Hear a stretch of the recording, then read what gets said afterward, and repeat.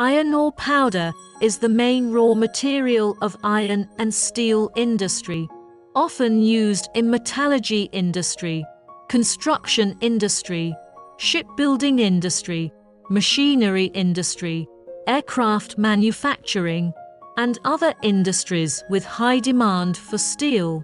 After years of industrial use and improvement, compared with other similar products, iron ore powder ball press has the advantages of high pellet rate, low power consumption, compact structure, and easy maintenance and debugging.